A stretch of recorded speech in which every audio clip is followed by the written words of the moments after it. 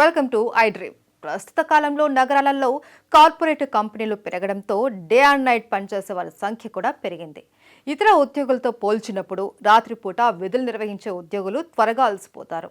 పగటిపూట పనిచేసే ఉద్యోగులతో పోల్చితే నైట్ షిఫ్ట్ ఉద్యోగులకు పలు అనారోగ్య సమస్యలు వచ్చే ప్రమాదం ఉందని పలు పరిశోధనల్లో తేలింది.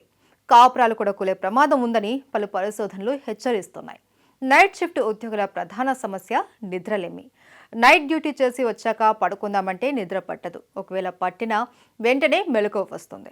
4 గంటలైనా హాయిగా నిద్రపోలేకపోవటం వల్ల కార్యాలయంలో నిద్రపోవటం, పనితీరు మందగించడం వంటి సమస్యలు వస్తాయి. ఇక నైట్ షిఫ్ట్లు ఎక్కువగా చేసే యువ ఉద్యోగులకు మరో తీవ్ర సమస్య కూడా ఎదురవుతుంది.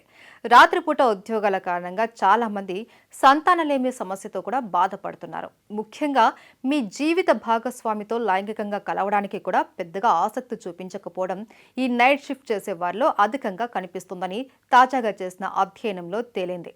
ఇక రాత్రిపూట మేల్కొని పనిచేయడం వల్ల న్యాచురల్ స్లీప్ సైకిల్ దెబ్బతింటుంది. దీనివల్ల నిద్రలేమి, అలసట మరియు ఏకాగ్రత లోపం వంటి సమస్యలు వస్తాయి.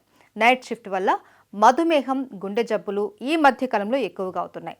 దీంతో పాటు కొన్ని రకాల క్యాన్సర్ వంటి దీర్ఘకాలిక ఆరోగ్య సమస్యల ప్రమాదాన్ని పెంచుతుంది. నైట్ షిఫ్ట్ పని అజీర్ణం, గుండెల్లో మంట మరియు పొట్టలో పుండ్లు వంటి జీర్ణ సమస్యలకు దారితీస్తుంది.